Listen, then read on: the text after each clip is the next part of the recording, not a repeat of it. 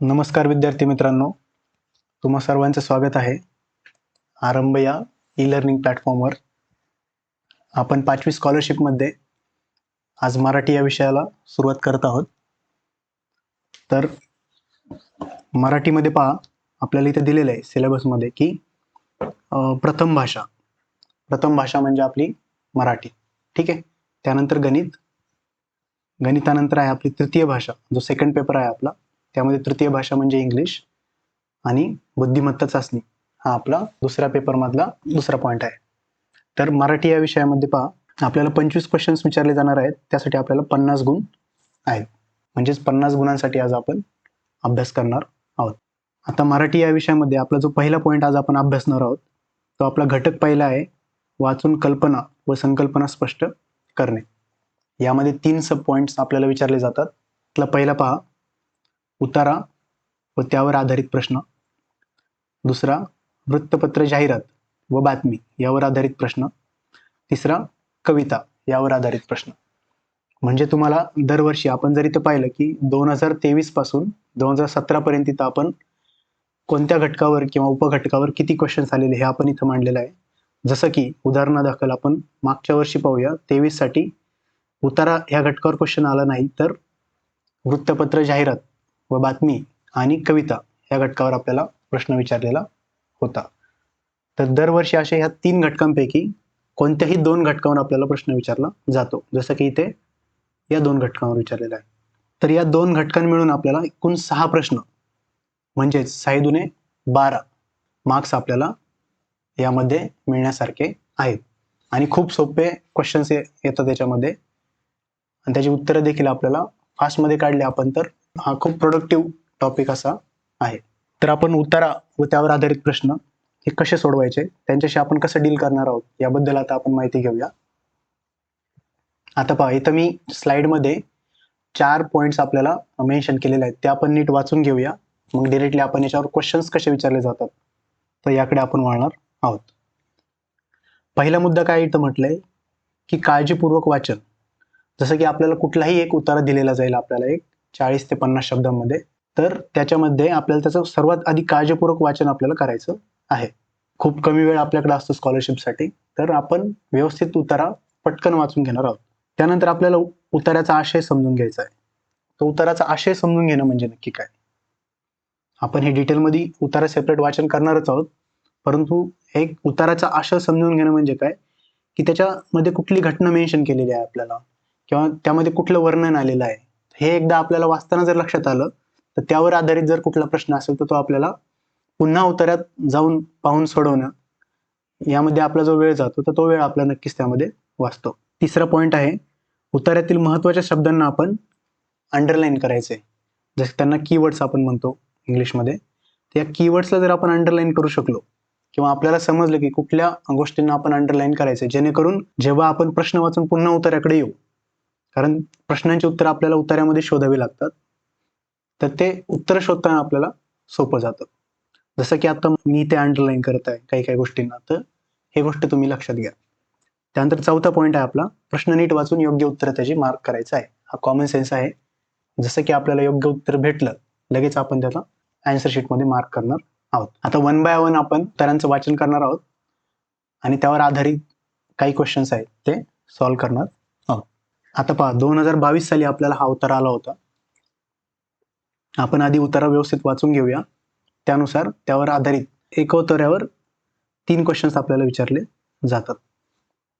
आता पहा, मी उतारा वाचनाला सुरुवात करतो. खेडीपाडी आनंदात होती, भीमा, पूर्णा, तापी, कृष्णा सुप्रसन्न वाहत होत्या. सह्याद्री व सातपुडा निवांत पहुडले होते. प्रत्येक घरात नंदादीप प्रशांत तेवत होते. अंगणामधली तुळशी वृंदावने मंजिऱ्यांनी डवरून डोलत होती. ओसऱ्यांवरील झोपाळे मुलीबाळींनी गजबजून ओव्या गात होते. दुष्काळ ठाऊकच नव्हता. गोठ्यांत गाई वासरांची दाटी होती. सांज सकाळ तुळशीपाशी दिवे लागत होते. गोग्रास घातल्याशिवाय गृहिणी जेवत नव्हत्या. कुणाचीही लक्ष्मी सोन्या मोत्या वाचून रीती नव्हती. पोरे बाळे, लेकी सुना, शेते भाते, गुरे वासरे, पशुपक्षी आनंदात होते. झाडे झुडपे सुद्धा महाराष्ट्रावर लक्ष्मी प्रसन्न होते. तर असा हा उतारा आहे आपला. खूप छोटा उतारा आपल्याला दिला जातो. आता याच्यावर आधारित जे प्रश्न आपल्याला विचारले तर ते आपण लगेच सोडवायचे. पहिला प्रश्न पाहूया. खेडीपाडी आनंदात होती हे कोणत्या गोष्टींवरून आपल्याला कळते, असा आपला पहिला प्रश्न आहे. तर याचा पर्याय जर आपण नीट पाहिले तर यामध्ये पर्याय आहे पहा. नद्या सुप्रसन्न वाहत होत्या. तर खेडीपाडी आनंदात असण्याचं हे कारण असू शकतं का रे? आणि आपण उतार्यामध्ये पण आपण इथं पाहिलेलं आहे की नद्या या सुप्रसन्न वाहत होत्या. बरोबर, नद्या या सुप्रसन्न वाहत होत्या. वेगवेगळ्या नद्यांची नावं इथे दिलेली आहेत आणि त्या सुप्रसन्न अशा वाहत होत्या. हे एक याचं कारण असू शकतं. दुसरी गोष्ट, दुसरा ऑप्शन बघा. दुष्काळ ठाऊकच नव्हता. दुष्काळ ठाऊक नव्हता असं आपल्याला उतारे तिथं दिलेलं आहे. 100% हे देखील त्याचं कारण असू शकतं. मल्टिपल कारणं असू शकतात. तिसरं पहा. गोठ्यात गाई वासरांची दाटी होती. नक्कीच गोठ्यामध्ये गाई वासरांची दाटी होती. इथे आलेले पहा. ही एक चांगली गोष्ट आहे. त्यामुळे सुद्धा खेडीपाडी आनंदात राहू शकतात असा अनुमान आपण लावू शकतो. महाराष्ट्रावर लक्ष्मी प्रसन्न होती.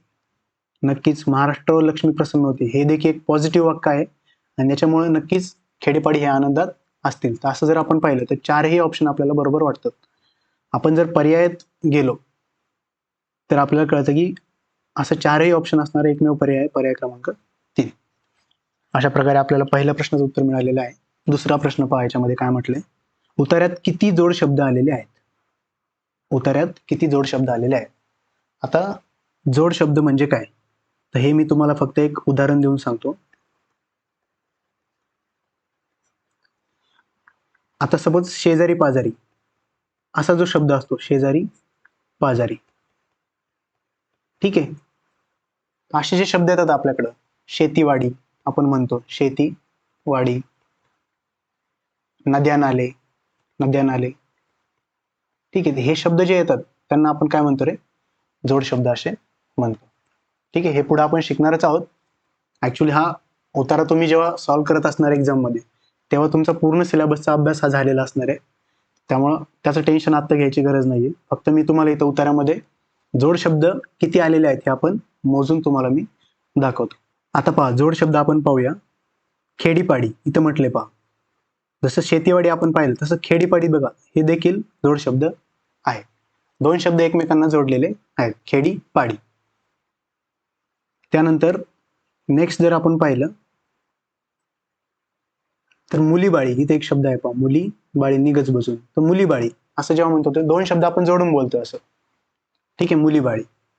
त्यानंतर गाई वासरे, गाई वासरे, तर हे देखील आपला जोड शब्द आहे. त्यानंतर सांज सकाळ, सांज सकाळ, तर हा देखील आपला जोड शब्द आहे. त्यानंतर सोने मोती, सोने मोती जेव्हा असं म्हणतो, सोने नाणे, सोने मोती, सोने नाणे, सोने नाणे, हा देखील जोड शब्द आहे. तसंच सोने मोती हा देखील जोड शब्द आहे. त्यानंतर पोरे बाळे, लेकी सुना, शेते भाते, गुरे वासरे, पशु पक्षी आणि झाडे झुडपे. तर हे जर आपण पाहिलं तर हे आपण आता मोजून घेऊया. 1 2 3 4 5 6 7 8 9 10 आणि 11. अशा 11 जोड शब्द आपल्याला याच्यामध्ये सापडलेले आहेत.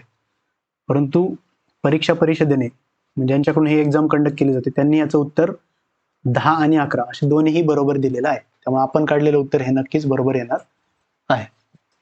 यानंतर पुढचा प्रश्न आपण पाहूया. तिसरा प्रश्न. गो ग्रास या शब्दाचा खालीलपैकी अर्थ कोणता? नावातच आहे गो ग्रास. गो म्हणजे काय रे? एक जनरली जर आपण पाहिलं तरी आपल्याला कळेल गो म्हणजे गाय. गो म्हणजे काय? आपण समानार्थी शब्द वगैरे शिकणार आहोत. हा संस्कृत शब्द आहे ऍक्च्युली. गो म्हणजे गाय. ग्रास म्हणजे काय रे? ग्रास याचा अर्थ होतो घास. ग्रास याचा अर्थ घास. जेव्हा शब्द हे एकमेकांना जोडले जातात तर गो ग्रास याचा अर्थ काय होतो की गायीला घातलेला घास. ठीक आहे. तर गाय गवत खाते असं तर याचा अर्थ होणार नाही. गायीला गोमाता म्हणतात. गोमाता आणि ग्रास याचा काही संबंध नाहीये. जे आपण इलिमिनेशन मेथड म्हणतो त्या पद्धतीने जर विचार केला, गाय गवताचा घास घेते, तर असं गोग्रास हा काय क्रियापद वापर करून पूर्ण वाक्य बनण्यासारखा शब्द नाहीये. तो शब्दसमूहाबद्दल एक शब्द आहे. तर गाईला घातलेला घास, तर यालाच म्हणतात गो ग्रास. यावरून आपल्याला तीनही प्रश्नांची उत्तरं जर आपण पाहिलं तर खूप सोप्या पद्धतीने आपण तीनही प्रश्नांची उत्तर अटेम्प्ट करू शकतो. आणि 3 x 2 म्हणजे 3 प्रश्न, त्याला प्रत्येक प्रश्नाला 2 मार्क्स, याप्रमाणे आपण 6 मार्क्स आपले इथे फिक्स होऊन जातात. मराठीला असतात 50 मार्क, 50 पैकी 6 मार्क्स आपले इथं फिक्स झालेच पाहिजे. एक उतारा, एक कविता आणि एक जाहिरात, या 3 पैकी कुठलेही 2 घटक विचारून तुम्हाला 6 आणि 6 12 मार्क्स आपल्याला मिळवायचे आहेत. पुढचा उतारा आता आपण पाहूया. व्यवस्थित वाचन सर्वात पहिलं करणं हे महत्वाचं आहे. आता पाहूया काय म्हटलं यांनी. खालील उतारा काळजीपूर्वक वाचा व त्यावर आधारित विचारलेल्या प्रश्नांची उत्तर पर्यायातून निवडा. डॉल्फिन हा खोल समुद्रात राहणारा मासा आहे. त्याची लांबी 10 फूट असते.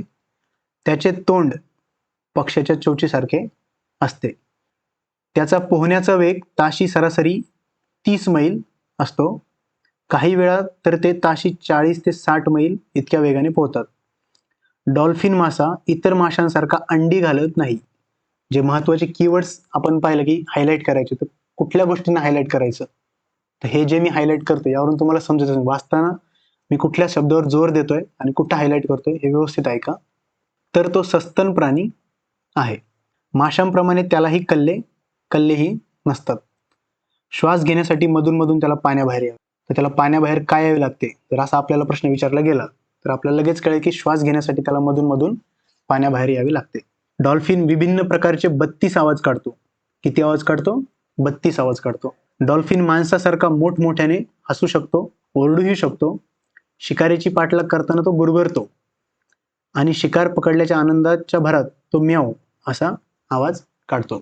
शत्रूला घाबरवण्यासाठी तो उच्च स्वरात ओरडतो. डॉल्फिन माशाचे श्रवणेंद्रिय फारच तीक्ष्ण असते फारच त्याचे श्रवणेंद्रिय. हे देखील खूप महत्वाचे आहे.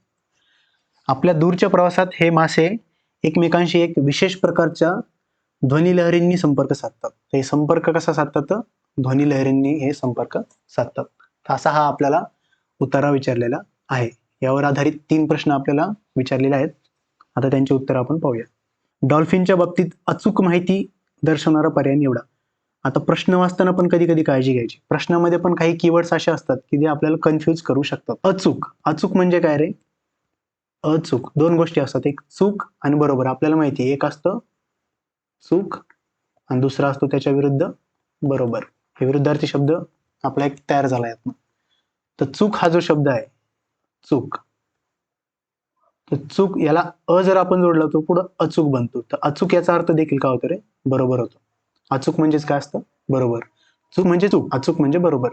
आपल्याला बरोबर माहिती असणारा पर्याय शोधायचा आहे. काय? बरोबर माहिती असणारा पर्याय शोधायचा आहे. पहिला ऑप्शन बघा, डॉल्फिन मासा अंडी घालतो.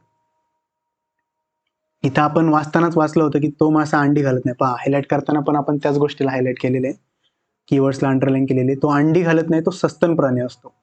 सस्तन प्राणी असतो आणि तो अंडी घालत नाही. त्यामुळं हे वाक्य जे आहे ते चुकीचं आहे असं आपण तिथं मार्क करायचं लगेच. डॉल्फिन मासा अनेक आवाज काढतो. ठीक आहे, आपल्याला उतार्यात म्हटलंय अनेक आवाज काढतो की कसं काय? इथं अनेक आवाज तर आपल्याला काय म्हटले ना, आपल्याला काय म्हटलं 32 आवाज काढतो. इथं म्हणताना अनेक म्हटले. हा आपण थोड्या वेळासाठी स्टँड बाय मोडवर ठेवायचं. याचं उत्तर लगेच द्यायचं नाही. खाली आधी सर्व ऑप्शन नीट वाचून घ्यायचे. डॉल्फिनचे श्रवण यंत्र तीक्ष्ण नसते. तर तीक्ष्ण नसते का रे? नाही. तर आपल्याला उत्तरात काय म्हटले पहा, डॉल्फिन माशाचे श्रवणेंद्रिय फारच तीक्ष्ण असते म्हटले. आलं लक्षात? तर हा ऑप्शन नक्कीच चुकीचा आहे. त्यानंतर डॉल्फिनचे तोंड पक्षाच्या चोचीसारखे असते.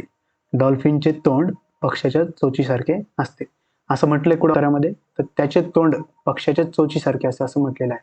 आता बऱ्याच वेळा तुम्हाला असं होईल की हा पण ऑप्शन बरोबर वाटतंय, हा पण ऑप्शन तुम्हाला बरोबर वाटेल, परंतु आपल्याला 4 पैकी मोस्ट करेक्ट किंवा जो जास्तीत जास्त बरोबर आहे अशा ऑप्शनकडे आपल्याला जायचं असतं. हा स्पर्धा परीक्षेचा एक नियम आहे. तर अनेक आवाज काढतो, परंतु उतार्यामध्ये आपल्याला काय म्हटलं? अनेक म्हटलंय का रे? नाही, 32 म्हटले. इथं जर 32 असतं तर याचं उत्तर 2 आणि 4 आलं असतं. परंतु इथं अनेक आवाज काढणं आणि 32 आवाज काढणं यामध्ये कळतं की हा ऑप्शन मग चुकीचा ठरतो आणि पक्षाच्या चोचीसारखे असतं. हा ऑप्शन तर क्लिअर कट आपला पूर्ण बरोबर आपल्याला वाटतो. त्यामुळे याचं उत्तर पर्याय क्रमांक 4 आहे. दुसरा प्रश्न, पुढीलपैकी कोणत्या अर्थाचा शब्द उतार्यात आलेला नाही? यासाठी तुमचा शब्दावर तुमचं प्रभुत्व पाहिजे. बऱ्याच शब्दांचे अर्थ तुम्हाला माहिती पाहिजे, जे आपण पुढे जाऊन समानार्थी, विरुद्धार्थी किंवा जे शब्दसमूहाबद्दल एक शब्द वगैरे आपण पाहणार आहे, म्हणी वगैरे, त्यातनं ह्या गोष्टी तुमच्या अजून जास्त क्लिअर होतील. तरी पण इथं मी सांगण्याचा प्रयत्न तुम्हाला करेलच. कोणत्या अर्थाचा शब्द उतार्यात आलेला नाही, म्हणजे त्याचा समानार्थी शब्द उतार्यात आलेला नाही. जसं की मीन. तर यासाठी तुम्हाला आधी मीन या शब्दाचा अर्थ माहिती पाहिजे. मीन म्हणजे काय रे? मीन म्हणजे मासा. मीन म्हणजे मासा, मत्स्य, हे याचे समानार्थी शब्द आहेत. तर मीन, ऑब्विसली मीन म्हणजे मासा, तर मासा नावच इथं आलेलं आहे. पहा, मासा. हा मासा म्हणजे याचा अर्थाचा शब्द उतार्यात आलेला आहे का रे? तर आलेला आहे, म्हणून याला आपण बरोबरची खूण केली. त्यानंतर पहा, पारद. पारद याचा अर्थ होतो शिकारी. पारद याचा अर्थ होतो शिकारी. हा लक्षात. तर इथं पर्यायामध्ये बघा, शिकार. ऍक्च्युली पारद याचा अर्थ होतो शिकार आणि पारधी जेव्हा आपण म्हणतो तर त्याचा अर्थ होतो शिकारी. हा लक्षात. पारधी, धी जर आपण म्हणलं असतं तर मग ते शिकारी झालं असतं, परंतु आपण काय म्हणतो, पारद. तर पारदचा अर्थ 100% शिकार होतो. म्हणजे याचा अर्थाचा शब्द उतार्यात आलाय का? तर आलाय. त्यानंतर उथळ. उथळ. आता उथळ, उथळ म्हणजे काय रे? जे खोल नसतं त्याला उथळ म्हणतात. परंतु तिथं पहिलंच वाक्य बघा आपलं, डॉल्फिन हा खोल समुद्रात राहणारा मासा आहे. म्हणजे 100% याच्या अर्थाचा आला नाही, तर याच्या विरुद्ध अर्थाचा शब्द इथं आलेला आहे, खोल. म्हणून याच्या अर्थाचा उतार्यात आलेला नाही, म्हणून त्याला चुकीची फुली केली आपण. त्यानंतर विहग. विहग, तुमचे समानार्थी शब्द तुम्हाला पाठ करायचे असे एक एक शब्द वेचत चला आणि तो पाठ करत चला. विहग याचा अर्थ होतो पक्षी. विहग याचा अर्थ होतो पक्षी. त्याला खग, खग असं पण म्हणतात. खग म्हणजे ख म्हणजे आकाश, ग म्हणजे गमन करणारा. याचा अर्थ काय? आकाशात गमन करणारा. कोण असतो तो? आकाशात कोण फिरतो? तर पक्षी फिरतो. म्हणून विहग, खग असे त्याला समानार्थी शब्द आहेत. तर विहगाचा पण समानार्थी शब्द आलेला आहे. कारण इथं पहा, पक्ष्याच्या चोचीसारखे जेव्हा म्हटलंय त्यामध्ये पक्षी हा शब्द आलेला आहे आणि तो विहगाचा समानार्थी शब्द आहे. म्हणजे कुठल्या शब्दाचा आला नाही तर तो उथळ या शब्दाचा समानार्थी शब्द नाही, तर विरुद्धार्थी शब्द आलेला आहे. म्हणून आपलं पर्याय क्रमांक उत्तर 3 आहे. त्यानंतर पुढचा प्रश्न पहा, डॉल्फिनला सारखे पाण्याबाहेर काय यावे लागते? डॉल्फिनला सारखे पाण्याबाहेर काय यावे लागते? तर इथं एक वाक्य दिलेलं आहे की श्वास घेण्यासाठी मधून मधून त्याला सारखे पाण्याबाहेर यावे लागते. आलं लक्षात. तर पाण्याबाहेर यावे लागते हे जेव्हा उत्तर तुम्ही वाचलेलं असतं त्यामुळे तुमच्या डोक्यात असतं की या प्रश्नाचं उत्तर कुठं आपण वाचल्यासारखं वाटतंय. तर हे श्वास घेण्यासाठी याचं बरोबर उत्तर आहे. तर पर्याय क्रमांक 3 आपलं बरोबर आलेलं आहे. अशा प्रकारे हा देखील उतारा खूप सोपा होता. यामध्ये पण 3 पैकी 3 प्रश्न आपण पूर्ण बरोबर आणलेले आहेत. ते तुम्हाला व्यवस्थित समजले असतील अशी आशा आहे. यानंतर पुढचा उतारा पहा. हा एक एक उतारा करून घेण्यामागचा उद्देश हाच की प्रत्येक उतारामध्ये वेगवेगळ्या प्रकारचे क्वेश्चन विचारले जातात आणि त्या प्रत्येक प्रश्नांचा सराव तुमचा व्हायला हवा, म्हणून आपण 4 ते 5 उतारे घेत आहोत. नाहीतर डबल घेण्याचं दुसरं काही कारण नाही. तर प्रश्न पाहूया. आता उतारा वाचून घेऊया आपण हा. मायाला 2 बहिणी होत्या. तिच्या आईला 2 बहिणी. तिच्या आईला या तिघींनाही शिकवून स्वतःच्या पायावर उभं करायचं होतं. मायाचे वडील सतत आजारी असत, त्यामुळे आईलाच कष्ट करावे लागत. तिने दुसऱ्यांचे कपडे शिवून अर्थार्जन केले. अर्थार्जन म्हणजे काय? अर्थ म्हणजे पैसा. अर्थाचे 2 अर्थ होतात. अर्थ म्हणजे जो आपण अर्थ म्हणतो, मिनिंग, इंग्लिशमध्ये ज्याला आपण मिनिंग म्हणतो तो, आणि अर्थ म्हणजे पैसा असं देखील होतं. तर अर्थार्जन, इथं अर्थ काय घ्यायचा आपण? पैसा. तर अर्थार्जन केले म्हणजे पैसा कमवला. खूप कष्ट केले पण मुलींच्या शिक्षणासाठी काही कमी पडू दिलं नाही. प्राथमिक शाळा महानगरपालिकेची असल्याने शालेय खर्चाचा प्रश्न नव्हता, त्यामुळे मायाने शिष्यवृत्ती परीक्षेत यश मिळवले होते. मायाने खूप जिद्दीने अभ्यास करून इंजिनिअरिंगला प्रवेश मिळवला. तिचे दैदिप्यमान यश म्हणजे ती विद्यापीठात प्रथम क्रमांकाने पास झाली. 2 वर्ष नोकरी करून तिने पैसे जमवले. जर्मनीला जाऊन पुढील शिक्षणही पूर्ण केले. परदेशात गेल्यावर आईने तिला बजावले. शिक्षण पूर्ण झाल्यावर देशासाठीच काम कर. शिक्षण पूर्ण झाल्यावर देशासाठीच काम कर. माया आणि मायाची आई यांची जिद्द वाखाणण्याजोगी आहे. वाखाणण्याजोगी म्हणजे कौतुकास्पद. आता पहा, उतारा तुम्हाला समजलाच असेल. पहिला प्रश्न पहा, पैसे मिळवण्यासाठी मायाच्या आईने कोणते काम केले? पैसे मिळवण्यासाठी मायाच्या आईने कोणते काम केले? तर तिने दुसऱ्याचे कपडे शिवून अर्थार्जन केले. कुणी? मायाच्या आईने. तर इथं कपडे शिवणे म्हणजे काय रे? शिवणकाम. कपडे शिवणे म्हणजे काय?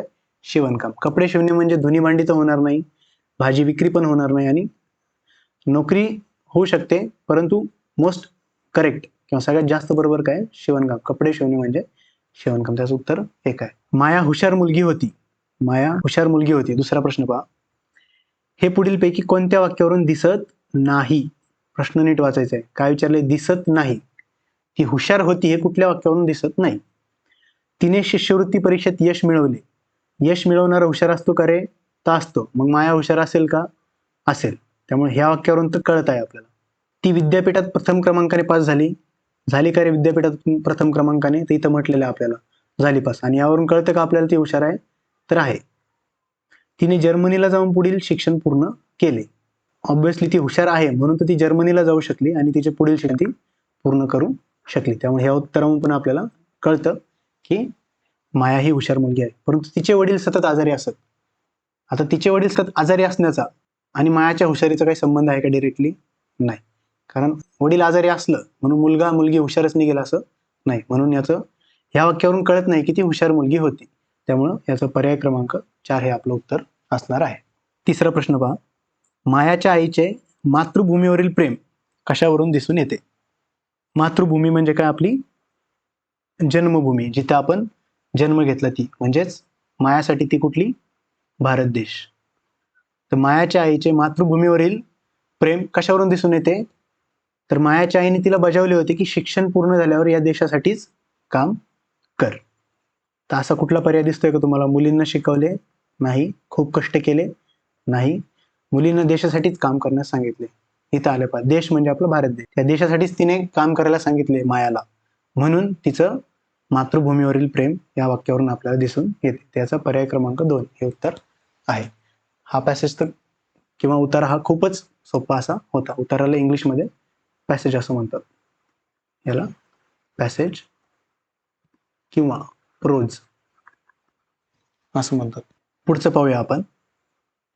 उन्हे उतरणीला लागली, पक्षी घराकडे परतू लागले. झाडावर देखील खूपशा पक्ष्यांची घरटी होती. त्यांनी जेव्हा परतल्यावर पाहिले की एक आगंतुक पाहुणा. आगंतुक म्हणजे काय रे? आगंतुक म्हणजे न बोलवता आलेला. तुमच्या शब्दसंपत्तीमध्ये भर टाका. आगंतुक म्हणजे न बोलवता आलेला पाहुणा. आपल्या झाडावर आरामात विश्रांती घेत बसला आहे. तेव्हा अगोदर ते तर बिचकले. मग तो पाहुणा बोलतो का हे बघायला हळूहळू त्याच्या भोवती गिरट्या घातल्या. किलबिलाट केला. पण चेंडू कसला वाजतात. यावरून आपल्याला एक लक्षात आलं की जो आगंतुक पाहुणा आला होता तो कोण होता? एक चेंडू होता. तोंडातून चकार शब्द त्याने काढला नाही. त्याला वाटले आपण गप्प राहिलो म्हणजे आपल्याला निरुपद्रवी समजून कोणी त्रास देणार नाही. खूप सोपा पॅसेज आहे हा. तर या पामध्ये या 3 प्रश्नांची उत्तर आता आपण देऊया. पाहुणा झाडावर येण्याची वेळ कोणती आहे?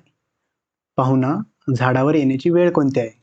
ह्या उतारा वाचताना आपल्याला एक गोष्ट लक्षात आली की पहिलाच शब्द आहे पहा इथं, उन्हे उतरणीला लागली. उन्हे उतरणीला कधी लागतात रे? म्हणजे ऊन उतरायला कधी सुरुवात होते? तर संध्याकाळच्या वेळेस. पाहुणा झाडावर येण्याची वेळ कुठली होती मग? संध्याकाळची होती. असं आपल्याला या उतार्यामधनं समजत आहे. आगंतुक पाहुणा कोण आहे? तर आगंतुक पाहुणा कोण आहे? मी आत्ताच समजून तुम्हाला सांगितलं की तो चेंडू आहे. पुढीलपैकी कोणता शब्द समानार्थी शब्द उतार्यात आलेला नाही? पुढीलपैकी कोणत्या शब्दाचा समानार्थी शब्द उतार्यात आलेला नाही? तर अतिथी. अतिथीचा अर्थ काय रे? अतिथी म्हणजे पाहुणा. अतिथी म्हणजे पाहुणा. पाहुणा आलेला आहे का उतार्यात? तर आलेला आहे. द्विज. द्विज याचा अर्थ होतो पक्षी. द्विज याचा अर्थ होतो पक्षी. एक गोष्ट सांगत चलतो. द्विज. द्विज याचे 2 अर्थ होतात. द्विज म्हणजे ब्राह्मण, द्विज म्हणजे ब्राह्मण आणि द्विज म्हणजे पक्षी. याचा अजून एक अर्थ आहे, द्विज, दाताला देखील द्विज म्हणतात. द्विज म्हणजे काय रे? द्वि म्हणजे दोन वेळा, द्वि म्हणजे दोन वेळा, आणि हा ज, ज म्हणजे काय? जन्मणारा, जन्मणारा. ब्राह्मण असं म्हणतात की ब्राह्मणाचा दोन वेळा जन्म होतो. पक्षाचा देखील दोन वेळा जन्म होतो, एकदा अंड्यामध्ये आणि दुसरा अंड्याच्या बाहेर. त्यानंतर दात, दात देखील आपले एकदा पहिला दात पडला, पहिले दूध दात पडले की नंतर कायम दात उगवतात, त्यामुळे दाताला देखील द्विज म्हटलं जातं. द्विजचा अर्थ काय घ्यायचा इथं? पक्षी. तर तो पक्षी हा शब्द इथे आलेला आहे. त्यानंतर त्रासदायक बघा, त्रासदायकचा जर आपण पूर्ण उतारा वाचला तर यामध्ये एक निरुपद्रवी असा शब्द आहे, परंतु तो त्रासदायकचा समानार्थी शब्द नसून तो त्याचा काय आहे? विरुद्धार्थी शब्द आहे. त्रासदायक म्हणजे त्रास देणारा, आणि निरुपद्रवी म्हणजे जो उपद्रव करत नाही. निरुपद्रवी, जो उपद्रव करत नाही म्हणजे त्रास देत नाही, त्यामुळे हा त्याचा विरुद्धार्थी शब्द आहे. त्यामुळे कुठल्या शब्दाचा समानार्थी शब्द उत्तरात आला नाही तो त्रासदायक हे आपलं उत्तर असणार आहे. तरी देखील आपण आराम, आराम म्हणजे काय? त्याचा समानार्थी शब्द आपण उत्तरात जर आपण पाहिलं तर विश्रांती. इथे विश्रांती दिलेली आहे पहा, आराम म्हणजेच विश्रांती. अशा पद्धतीने तीनही प्रश्नांची उत्तर आपण इथे पाहिलेली आहे. जे मी आधीमध्ये समानार्थी शब्द तुम्हाला सांगतोय तर ते शब्द तुम्ही बाजूला कुठेतरी लिहून घेत चला, त्याचा तुम्हाला नक्कीच परीक्षेमध्ये कुठे ना कुठेतरी त्याचा फायदा होतो. नेक्स्ट उत्तर पहा, कृष्णेचे कुटुंब भले मोठे आहे, कितीतरी लहान मोठ्या नद्या तिला येऊन मिळतात. तर कितीतरी लहान मोठ्या नद्या तिला येऊन मिळतात म्हणजे यावरून लक्षात आलं असेल की कृष्ण ही कोणतरी नदी आहे. आलं लक्षात? गोदावरी प्रमाणेच कृष्णेलाही महाराष्ट्र म्हणता येईल. तर गोदावरी प्रमाणेच कृष्णेलाही, म्हणजे गोदावरीला तर म्हणतातच, पण तिच्याप्रमाणे कृष्णेला देखील महाराष्ट्र माता म्हणता येईल. नरसोबाच्या वाडीला जात असताना गाडी नावेवर चढवून आम्ही कृष्णा पार केली होती. ते कृष्णेचे दुसरे दर्शन. एका बाजूला उंच दरड आणि दुसऱ्या बाजूला दूरवर पसरलेला गाळाचा विस्तार, व त्यात होणारी वांगी, काकड्या, कलिंगडे, टरबुजे यांचे अमृतमळे. कृष्णाकाठाची ती वांगी ज्याने एकदा चाखली की त्याला वारंवार खावीशी वाटतील. सतत 1-2 महिने सारखी वांगीच खात राहिलो तरीही तृप्ती होणार नाही, मग वीट येणे तर दूरच राहील. अशा पद्धतीने कीवर्ड्सला आपण अंडरलाईन केलेले आहे, उतारा व्यवस्थित वाचलेला आहे. आता प्रश्नांकडे वळूया. पहिला प्रश्न, महाराष्ट्र माता कोणत्या नदीला म्हणतात? तर मी आत्ता सांगितलं, याच्यामध्ये आपल्याला कोयना नदीचा तर काही उल्लेख आलेला नाही, त्यामुळे हा ऑप्शन कटला आपला. वेण्णा नदीचा देखील त्याला आपल्याला उल्लेख आलेला नाही. आता उत्तर कृष्णा किंवा गोदावरी असेल. हा पॅसेज कृष्णेबद्दल आहे, परंतु इथं एक वाक्य आहे पहा, गोदावरी प्रमाणेच कृष्णेलाही महाराष्ट्र माता म्हणता येईल. म्हणजे गोदावरीला महाराष्ट्र माता तर म्हणतातच, परंतु कृष्णेलाही म्हणता येईल. त्यामुळे महाराष्ट्र माता कोणत्या नदीला म्हणतात असं म्हटल्यामुळे आपलं उत्तर पर्याय क्रमांक 4 आलेलं आहे. जर असं आलं असतं गोदावरी प्रमाणे कुठल्या नदीला म्हणता येईल तर मग उत्तर आपलं कृष्णा आलेलं असतं. त्यामुळं पहिल्या प्रश्नाचं उत्तर पर्याय क्रमांक 4. दुसरा प्रश्न बघा, कृष्णा नदीच्या गाळ्यात कशाचे अमृतमळे फुलतात? कशाचे अमृतमळे फुलतात रे? तर इथं एक वाक्य आहे पहा, वांगी, काकड्या, कलिंगड आणि टरबुजे 4 गोष्टी आहे, यांचे अमृतमळे फुलतात. तर वांगी इथे कुठे दिसत नाही, काकड्या आहेत, टरबुजे आहेत, कलिंगड आहेत, म्हणजे तीनही आहेत.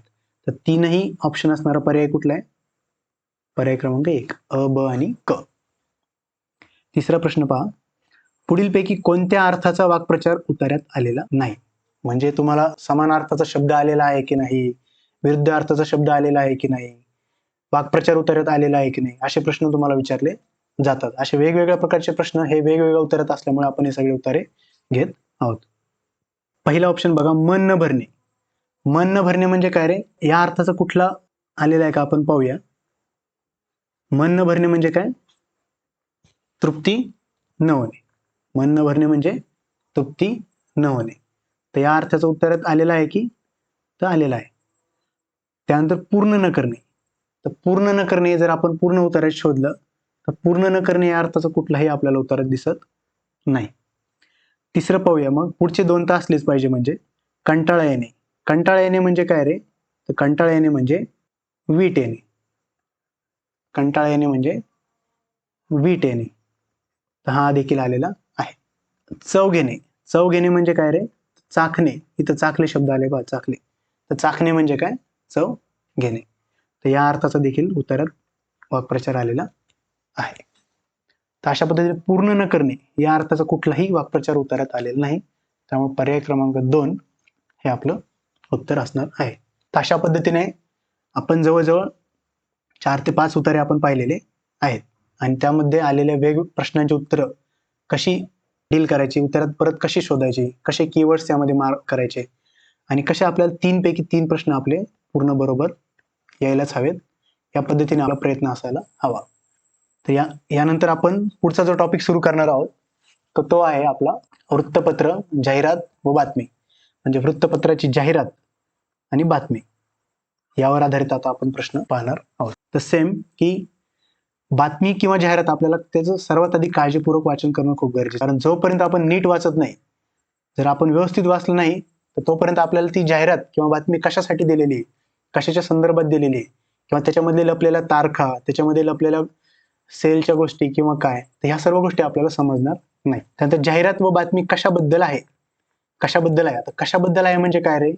तर त्यामध्ये आलेली तारीख असेल, त्यामध्ये आलेले चित्र असतील किंवा त्यामध्ये काही गोष्टींचा जो संदर्भ आलेला आहे ते आपण व्यवस्थित डोळ्यात तेल घालून पाहणं गरजेचं आहे. आणि त्यानंतर प्रश्न काळजीपूर्वक वाचायचा. सर्वात महत्वाची तर ही स्टेप आहे की प्रश्न जर आपण नीट वाचला नाही तर उत्तरापर्यंत पोहोचणं आपल्याला अवघड जाईल. तर तो नीट वाचून त्याला आपण मार्क करायचा आहे. आता हे सर्व कसं करायचं तर ते आपण एक एक उदाहरण घेऊ, आपण पाहूया. याची आपण 2 उदाहरणं पाहणार आहोत. ठीक आहे. आता पहिली, खाली दिलेली बातमी वाचून त्यावर आधारित विचारलेल्या प्रश्नांची उत्तर पर्यायातून निवडा.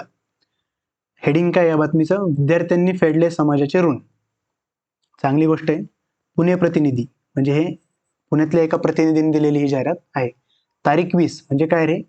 19च्या रात्री हा पेपर प्रिंट झाला आणि तो 20 तारखेला आपल्या समोर आलेला आहे. पुण्यातील जनशाळा विद्या मंदिर या शाळेत दिवाळी निमित्त विद्यार्थ्यांनी तयार केलेल्या विविध वस्तूंचे प्रदर्शन भरले होते. काय भरले होते रे? विविध वस्तूंचे प्रदर्शन भरले होते. दिनांक 15 ऑक्टोबर रोजी प्रसिद्ध बाल कलाकार सान्वी केंद्रे हिच्या हस्ते प्रदर्शनाचे उद्घाटन झाले. तर उद्घाटन कुणाच्या हस्ते झाले? एक एक डिटेल आपल्याला व्यवस्थित मार्क करायची आहे. 15 ऑक्टोबरला प्रसिद्ध बाल कलाकार सान्वी केंद्रे हिच्या हस्ते प्रदर्शनाचे उद्घाटन झाले. विद्यार्थ्यांनी सुगंधी उठणे, रंगीत आकाशकंदील, सुगंधी लिक्विड सोप, सुगंधी मेणपंत्या तयार केल्या होत्या. आकर्षक रंगकाम केलेली लक्ष्मीची पावले आणि तुळशी वृंदावन यांचे लोकांनी विशेष कौतुक केले. दिनांक 19 ऑक्टोबरला काय म्हटलंय? दिनांक, डेट्स यातल्या नीट महत्वाच्या पाहिजे आपल्याला. दिनांक 19 ऑक्टोबरला स्नेहघर अनाथालयाच्या अध्यक्षा अनघा फेने यांच्या हस्ते समारोप करताना जमलेला सर्व निधी विद्यार्थ्यांनी त्यांच्याकडे सुपूर्द केला. कोणाकडे केलाय? तर स्नेहघर या अनाथालयाचे जे अध्यक्ष आहेत अनघा फेने यांच्याकडं सर्वांनी काय केलं? त्यांचा सर्व निधी मुलांनी जमा केलेला आहे. आता त्याच्यावर आधारित प्रश्न कसे आहेत ते आपण पाहूया. विद्यार्थ्यांनी समाजाचे ऋण कसे फेडले?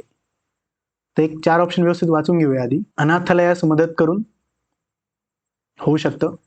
आधी ऑप्शन वाचून घेऊया. लोकांसाठी पंत्या उठणे बनवून. तर समाजाचे ऋण फेडण्यासाठी काय पंत्या आणि उठणं बनवलं तर समाजाचे ऋण फेडणार वगैरे असं काही नाहीये, त्यामुळे हा ऑप्शन कट झाला. वस्तूंचे प्रदर्शन भरवून. त्यानंतर शाळेत प्रवेश घेऊन. तर शाळेत प्रवेश घेऊन असं काही म्हटलेलं नाही. वस्तूंचं प्रदर्शन भरवलेलं आहे, परंतु समाजाचे ऋण आपण कधी फेडतो असे कधी म्हणतो रे? जेव्हा आपण कुठलं तरी चांगलं काम करतो, जेव्हा एखाद्या अनाथालयास आपण मदत करतो. त्यामुळे पर्याय क्रमांक 1 याचं उत्तर आहे. त्यानंतर प्रदर्शनाचा कालावधी किती दिवस होता? प्रदर्शनाचा कालावधी किती दिवस होता? इथं जर आपण पाहिलं की प्रदर्शन कधी सुरू झालं, याचं उद्घाटन कधी झालं रे? 15 ऑक्टोबर. 15 ऑक्टोबरला. आणि संपलं कधी रे? 19 ऑक्टोबरला. तर किती दिवस चाललं जर असं आपण पाहिलं तर 15 नंतर 16, 17, 18 आणि 19 किती दिवस झाले हे? 1, 2, 3, 4 आणि 5. तर पर्याय क्रमांक 4. 5 उत्तर आहे, परंतु पर्याय क्रमांक 4 हे आपलं उत्तर आहे. त्यानंतर पुढचा क्वेश्चन पहा. बातमीचा विषय कोणत्या घटकावर आधारित आहे? सांस्कृतिक, सामाजिक, मनोरंजन की राजकीय? राजकीय तर नक्की नाही. सांस्कृतिक देखील नाही, मनोरंजन देखील नाही, परंतु विद्यार्थ्यांनी फेडलं समाजाचे ऋण. तर विद्यार्थ्यांनी फेडले समाजाचे ऋण जेव्हा असं आपण बोलतो तेव्हा समाजाचे ऋण म्हणजे काय, सामाजिक गोष्टीवर हे बातमी दिलेली आहे. म्हणून या बातमीचा विषय कोणत्या घटकावर आहे असं जर आपल्याला विचारलं तर याचं उत्तर पर्याय क्रमांक 2 असं येईल. एक गोष्ट लक्षात घ्या रे विद्यार्थ्यांनो, या मागच्या बातमीमध्ये ऋण हा एक शब्द आलेला आहे. ऋण म्हणजे काय रे, तर ऋण म्हणजे उपकार. हा देखील तुमच्यासाठी एक समानार्थी शब्दाचा एक भाग होऊ शकतो. ऋण म्हणजे काय, तर उपकार. एखाद्या माणसाने आपल्यावर केलेले उपकार यालाच आपण काय म्हणतो, ऋण. तर अशा पद्धतीने आपण आता पुढच्या बातमीकडे जाऊ. काय म्हटले पहा, राष्ट्रीय स्मारकांमध्ये प्लास्टिक बंदी. राष्ट्रीय स्मारकांमध्ये प्लास्टिक बंदी. तर प्लास्टिक बंदी विषयी ही जाहिरात किंवा बातमी आहे असं आपल्याला पहिल्यांदा लक्षात आलं पाहिजे. नवी दिल्ली, आधीच्या बातमीमध्ये जसं पुणे असं होतं तसं इथे नवी दिल्ली आहे. स्वच्छ भारत स्वच्छ स्मारक. स्वच्छ भारत स्वच्छ स्मारक मोहिमेचा भाग म्हणून देशातील सर्व राष्ट्रीय स्मारके तसेच पर्यटन स्थळांवर प्लास्टिक बंदीची घोषणा करण्यात आली. काल दिल्ली येथे केंद्रीय पर्यटन मंत्र्यांनी महात्मा गांधी जयंतीचा मुहूर्त साधून, आता महात्मा गांधीजींची जयंती कधी असते हे आपल्याला माहिती पाहिजे. आपण स्कॉलरशिपचा अभ्यास करत आहोत. महात्मा गांधींची जन्मदिवस असतो 2 ऑक्टोबर. त्याचा मुहूर्त साधून याची घोषणा करण्यात आली. ठीक आहे, प्लास्टिक बंदीची घोषणा करण्यात आली. सर्व राष्ट्रीय स्मारकांच्या परिसरात संपूर्ण प्लास्टिक बंदीची अंमलबजावणी महिनाभरात करण्याचे तसेच या ठिकाणी स्वच्छतागृह व उपहारगृहांची सुविधा पुरवण्याचे निर्देशही त्यांना देण्यात आले. अशा पद्धतीने ही आपली छोटीशी बातमी होती. त्या बातमीवर आधारित पुढचे क्वेश्चन्स आपण आता पाहणार आहोत. पहिला क्वेश्चन पहायच्यावरचा, प्लास्टिक बंदी हा कोणत्या मोहिमेचा भाग आहे. तर सरळ सरळ आपल्याला पहिल्याच वाक्यात ही मोहीम दिलेली आहे, स्वच्छ भारत स्वच्छ स्मारक. असा ऑप्शन कुठे दिसतोय का पहा, स्वच्छ भारत स्वच्छ स्मारक, पर्याय क्रमांक 2. त्यानंतर मोहिमेअंतर्गत कोणत्या सुविधा पुरवण्याचे निर्देश दिले आहे. पाचवा क्वेश्चन म्हणजे पुढचा क्वेश्चन पहा, मोहिमेअंतर्गत कोणत्या सुविधा पुरवण्याचे निर्देश दिलेले आहे. तर कुठल्या कुठल्या सुविधा पुरवायच्या आहेत रे आपल्याला, स्वच्छतागृह पुरवायचे आहेत कारण इथं म्हटलेले आहे पहा. तसेच या ठिकाणी स्वच्छतागृह व उपहारगृहांची सुविधा पुरवण्याचे निर्देश आहेत. तर उपहारगृह हे देखील आहे. स्वच्छतागृह म्हणजे टॉयलेट बाथरूम वगैरे ह्या ज्या गोष्टी असतात त्यांना स्वच्छतागृह म्हणतात. आणि उपहारगृह म्हणजे काय, ज्या ठिकाणी आपण नाश्ता जेवण वगैरे ह्या गोष्टी करू शकतो त्याला उपहारगृह असे म्हणतात. प्लास्टिक वस्तू पुरवण्याचे निर्देश असतील का रे, कॉमन सेन्सचा जरी विचार केला तर हे उत्तर नक्कीच नसणार आहे. त्यामुळे क ऑप्शन तर नसणार आहे आपला. त्यामुळे क ऑप्शन जिथे जिथे आहे ते आपण कट करणार आहोत आणि अ आणि ब हे दोन्ही पर्याय असणार आहे. एकच पर्याय म्हणजे पर्याय क्रमांक 4. त्यानंतर 6वा प्रश्न पहा, मोहिमेची घोषणा कोणत्या दिवशी करण्यात आली. तर आपण आत्ताच पाहिलं की मोहिमेची घोषणा कधी करण्यात आली रे, महात्मा गांधी यांच्या जयंतीच्या निमित्तानं. ती जयंती कधी असते हे जर आपल्याला माहिती असेल तरच आपल्याला या प्रश्नाचं उत्तर सुटणार आहे. त्यामुळे हे महत्वाचे जे दिनविशेष आहेत हे आपण पुढे तर करून घेतलेलेच आहात. त्यामुळं त्याचं टेन्शन तुम्ही घेऊ नका. आता फक्त एवढं लक्षात ठेवा, म्हणजे घोषणा कधी करण्यात आली तर 2 ऑक्टोबर रोजी, पर्याय क्रमांक 3. त्यानंतर पुढची बातमी पहा, आकर्षक सेल. आता ही जाहिरात आहे, ही बातमी नाही, ही काय आहे, जाहिरात आहे. यामध्ये काय म्हटले, आकर्षक सेल, खास दिवाळी निमित्त विविध वस्तूंचे प्रदर्शन व विक्री. बरोबर, ही जाहिरात कशाविषयी आहे तर सेल विषय आहे. सेल म्हणजे काय रे, सेल म्हणजे विक्री, स्वस्त दरात होणारी विक्री. चुकवू नये असे काही, आता ही कॅची लाईन्स इथं वापरलेल्या आहेत, काही आकर्षक लाईन्स इथं वापरलेल्या आहेत त्यांनी. चुकवू नये असे काही, तर काय काय चुकवायचं नाही आपल्याला हे पहा. रांगोळी साचे, फराळाचे विविध पदार्थ, गृह सजावटीच्या वस्तू इत्यादी उपलब्ध. विशेष आकर्षण, आता याच्यामध्ये विशेष आकर्षण काय आहे तर शालेय विद्यार्थ्यांनी तयार केलेल्या पंत्या. पंत्या कोणी तयार केल्या, शालेय विद्यार्थ्यांनी. मेणपंत्या, उटणे, सुगंधी साबण या वस्तूंवर एकावर एक फ्री ही ऑफर. सर्वात आकर्षण किंवा विशेष आकर्षण काय असेल तर ह्या गोष्टींवर एकावर एक फ्री ही ऑफर त्यांनी दिलेली आहे. त्वरा करा, सेल दिनांक 10/10/2017 ते 10/10/2017 पर्यंतच. आता इथं जर आपण पाहिलं 10/10 ते 10/10 म्हणजे त्याच दिवशी सुरू होते आणि त्याच दिवशी संपतोय. असं त्यांचं म्हणणं इथं दिसत आहे. स्थळ पण दिलेलं आहे आपल्याला. जाहिरातमध्ये काय महत्वाचं आहे, स्थळ पण महत्वाचं आहे. स्वदेशी वस्तू भांडार नागपूर, म्हणजे कुठली आहे रे ही, नागपूरच्या ठिकाणी ही सेल आयोजित केलेला आहे. वेळ काय आहे, सकाळी 10 ते रात्री 8 वाजेपर्यंत. आता प्रश्न पहा कसे विचारले याच्यामध्ये. पुढीलपैकी कोणती वस्तू विक्रीसाठी उपलब्ध नाही. तर कोणती वस्तू विक्रीसाठी उपलब्ध नाही, जर आपण जाहिरातीमध्ये पाहिले तर रांगोळी इथे दिलेली आहे. त्यानंतर उठणे देखील दिलेले आहे, कारण हे उठणे बघा इथं, ह्या उठण्यावर स्पेशल ऑफर आहे. त्यानंतर साबण देखील दिलेला आहे. परंतु फटाके कुठे दिसले का रे आपल्याला, तर नाही, फटाके मात्र इथं कुठेही दिसलेलं नाही. त्यामुळे ही गोष्ट सेलमध्ये विक्रीसाठी उपलब्ध नाही, म्हणून पर्याय क्रमांक 4 हे आपलं उत्तर आहे. पुढचा प्रश्न, जाहिरातीमधील विशेष आकर्षक गोष्ट कोणती. आता विशेष आकर्षण इथं म्हटलंय पहा, हे जे मी कट करतो म्हणजे दिसेल तुम्हाला व्यवस्थित. इथे म्हटलं विशेष आकर्षण, काय म्हटले, विशेष आकर्षण. तर काय ते विशेष आकर्षण, की एकावर एक फ्री ही ऑफर. तर ऑप्शन मध्ये कुठे दिसतंय का पहा, ठराविक वस्तूंसाठी एकावर एक फ्री ही ऑफर. तर डायरेक्ट पहिल्याच ऑप्शन मध्ये आपलं उत्तर लपलेलं आहे. त्यामुळे पर्याय क्रमांक 1 हे आपलं उत्तर आहे. 6वा प्रश्न पहा, सेलचा कालावधी किती दिवसांचा आहे. ऍक्च्युली सेलचा कालावधी तर काही दिलेलं नाही, कारण 10/10 तो सुरू होत आहे. ठीक आहे, 10/10 तो काय होतोय, सुरू होतोय, आणि संपतोय कितीला असं दिलंय रे तिथे, 10/10 तो समाप्त पण देखील होत आहे. त्यामुळे कालावधी हा एकच दिवसाचा इथं आपला निघून येत आहे, 1 दिवस. परंतु ऑप्शन मध्ये कुठे 1 दिवस दिसतंय का रे आपल्याला, 7 दिवस, 10 दिवस, 8 दिवस आणि 17 दिवस. तर ऑप्शन मध्ये कुठेही 1 दिवस दिसत नाही.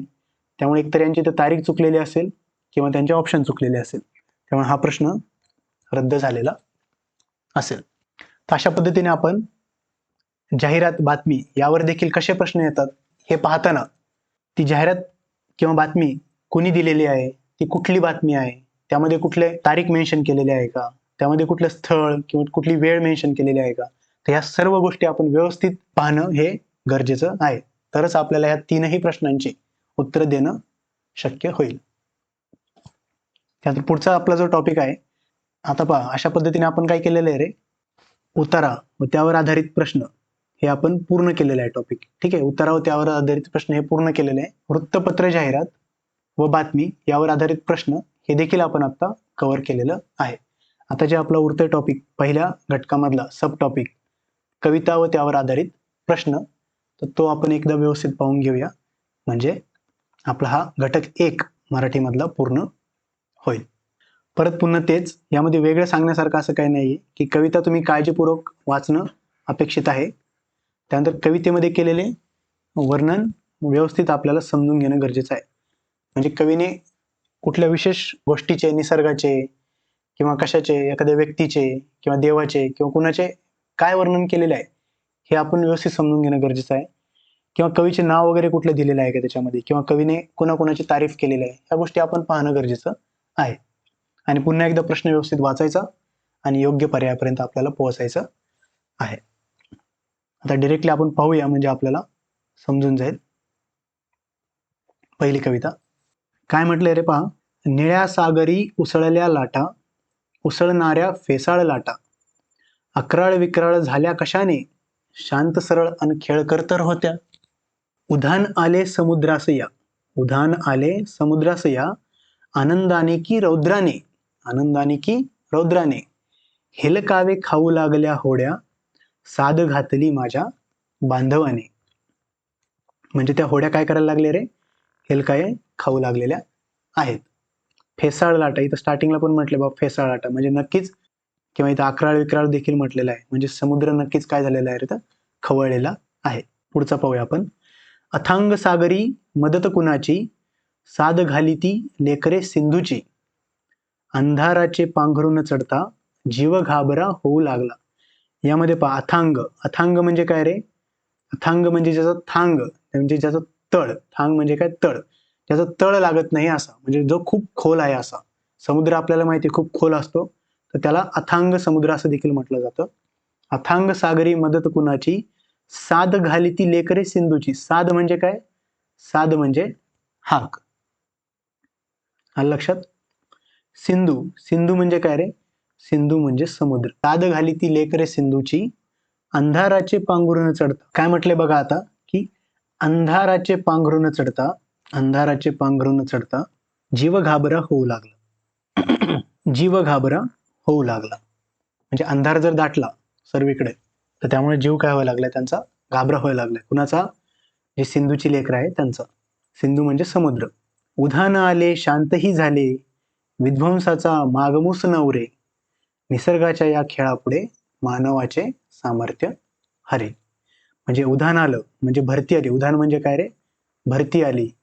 म्हणजे समुद्र खवळला होता, तो आता शांतही झाला. विध्वंसाचा मागमूस नवरे म्हणजे आता विध्वंसाचा कुठलाही मागमूस राहिलेला नाही, कारण तो भरपूर विध्वंस झालेला आहे आणि तो थांबलेला आहे आता.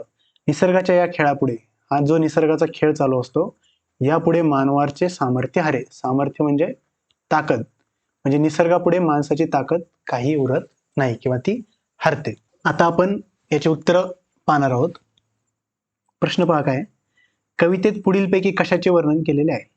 कशाचे वर्णन केलेले आहे रे? आपण आत्ताच कविता पाहिली की यामध्ये लाटांचे तर केलेलं आहेच, परंतु खवळलेल्या समुद्राचे हे जास्त बरोबर आहे. अंधाऱ्या रात्रीचे आहे का? तर नाही. नदीच्या पुराचे, नदीचं तर नाही, हे समुद्राचं वर्णन आहे. म्हणून लाटांपेक्षा खवळलेल्या समुद्राचे वर्णन हे जास्त बरोबर आपल्याला वाटतं. म्हणून पर्याय क्रमांक 3 हे याचं 20व्या प्रश्नाचं उत्तर आहे. पुढीलपैकी कोणत्या शब्दाचा समानार्थी शब्द कवितेत आलेला नाही? कवितेत आलेलं नाही म्हटले. तम, तम लक्षात ठेवा. तम याचा अर्थ होतो अंधार. तम याचा अर्थ होतो अंधार किंवा अंधकार. तर तम या शब्दाचा समानार्थी शब्द आलेला आहे का रे? तर इथं आलेला आहे, पहा मी रब करतो आधी. अंधाराचे पांघरून चढता म्हणजे अंधार हा शब्द आलेला आहे का रे? तर आलेला आहे. त्यामुळे याचा शब्द आलेला आहे. हर्ष, हर्ष म्हणजे काय? हर्ष म्हणजे आनंद. हर्ष म्हणजे आनंद. हे शब्द तुम्ही बाजूला कुठेतरी लिहून घेत चला सेपरेट वेमध्ये, म्हणजे तुम्हाला याचा नक्कीच फायदा होईल. हर्ष म्हणजे आनंद.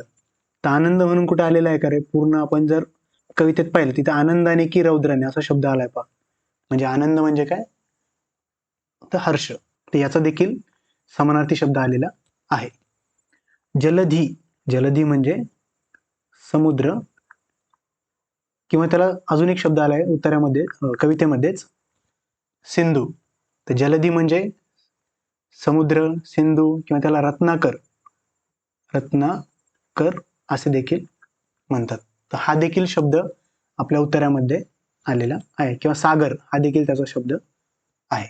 आलं लक्षात? त्यामुळे याचं आलेलं आहे. परंतु पाणी, पाणी या शब्दाचा कुठलाही समानार्थी शब्द उत्तरात आलेला नाही. त्यामुळं हाच आपलं उत्तर आहे, कारण याचाच समानार्थी शब्द हा कवितेत आलेला नाही. पुढचा प्रश्न पहा, कवितेतील वर्णनानुसार पुढीलपैकी चुकीचे विधान कोणते? चुकीचे विधान आपल्याला ओळखायचं आहे. निळ्या सागरात लाटा उसळल्या होत्या. निळ्या सागरात लाटा उसळल्या होत्या का रे? तर उसळल्या होत्या. आपल्याला चुकीचं ओळखायचे. निसर्गापुढे माणसाची ताकद कमी पडते. 100% कमी पडते. निसर्गाच्या पुढे माणसाची ताकद कमी पडते, कारण इथे शेवटच्या वाक्यात म्हटले आहे पहा, निसर्गाच्या या खेळापुढे मानवाचे सामर्थ्य हरे. म्हणजे माणसाची ताकद कमी पडली का? तर पडली. उसळलेल्या लाटा शांत, सरळ आणि खेळकर होत्या का? तर अजिबात नाही. उसळलेल्या लाटा कधी शांत असू शकत नाहीत, सरळ पण असू शकत नाही आणि खेळकर तर मुळीच नाही. त्यामुळे हे उत्तर येऊ शकत नाही. तरीही आपण पुढचं ऑप्शन वाचून घेऊया. होड्या हेलकावे खाऊ लागल्या तर लागल्या. इथं आलेलं पहा, आनंदाने की रौद्राने हेलकावे खाऊ लागल्या होड्या. त्यामुळं हे देखील आहे. मग आपलं उत्तर काय असेल रे? पर्याय क्रमांक 3. ही कविता खूप छान होती आणि अशा प्रकारे कविता वाचून व्यवस्थित तिला समजून घेऊन आपल्याला त्याच्यावर आलेल्या प्रश्नांची उत्तरं द्यायची आहेत. आता बघा ही कविता पहा. रंग रंगुल्या सान सानुल्या गवत फुला रे गवत फुला, असा कसा रे मला लागला सांग तुझा रे तुझा लळा.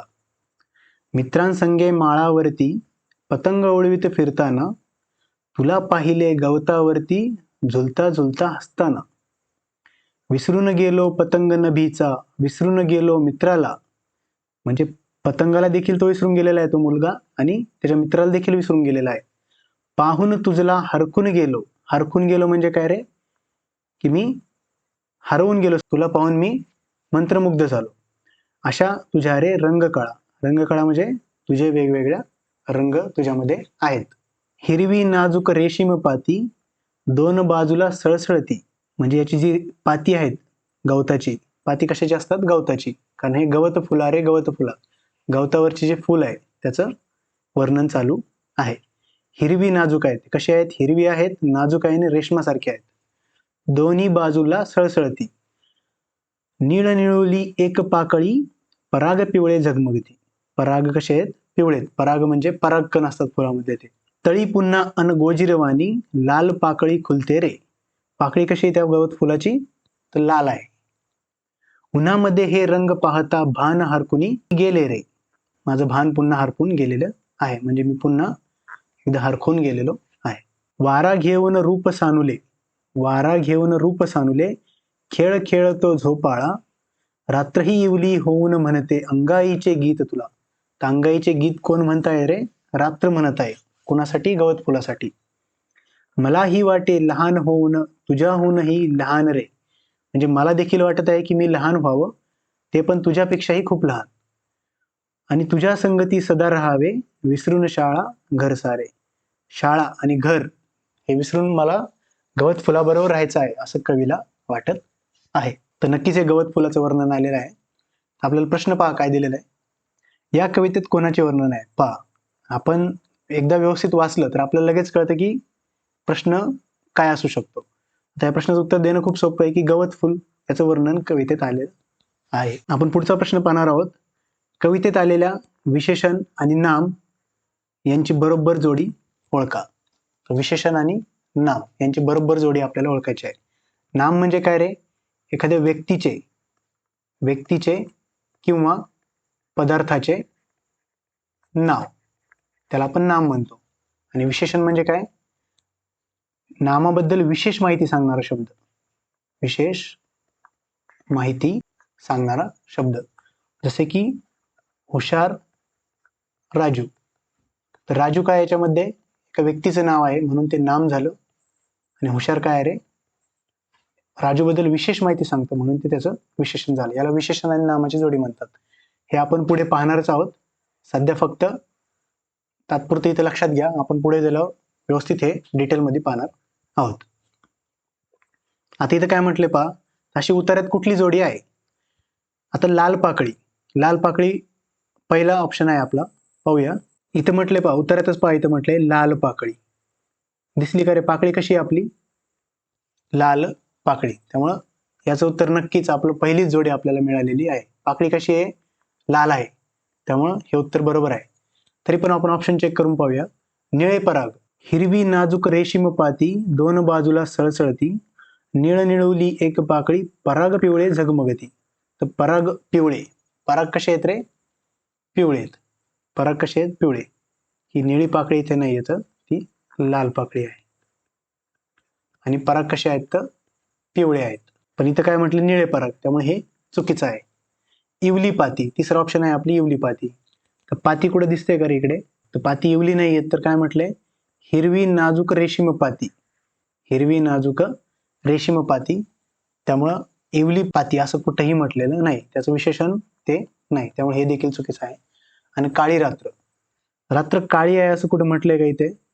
ते असते आपल्याला माहिती, परंतु इथं कुठं म्हटलंय कवितेमध्ये?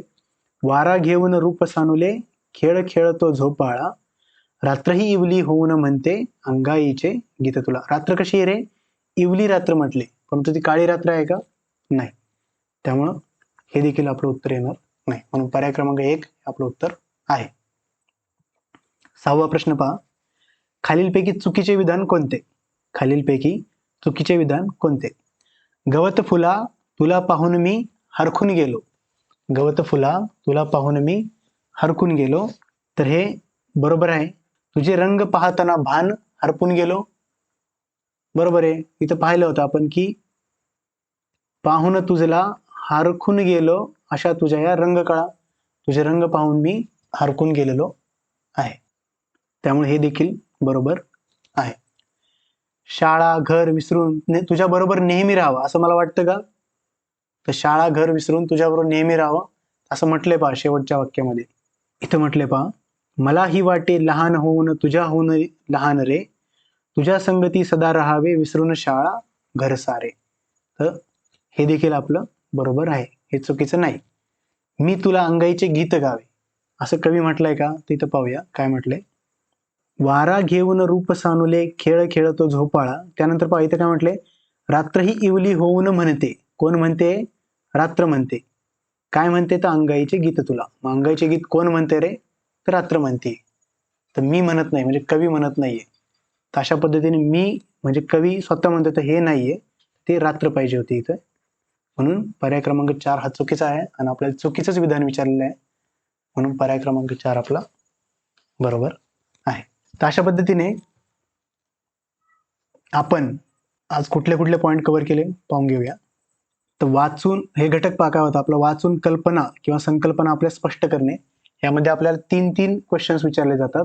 3+3 हे 3 उपघटक आहेत. त्यामध्ये कुठलेही 2 घटकावर 3+3 असे टोटल 6 क्वेश्चन्स आपल्याला विचारले जाणार आहेत आणि 12 मार्क्स हे आपल्या हातातले आहेत आणि हे मार्क्स आपल्याला मिळवायचेच, ते आपल्याला अजिबात सोडायचे नाही. तर आज आपण उतारा, वृत्तपत्र, जाहिरात व बातमी आणि कविता हे 3ही सब टॉपिक आज आपण क्लिअर केलेले आहेत. तर भेटूया पुढच्या लेक्चरमध्ये. धन्यवाद.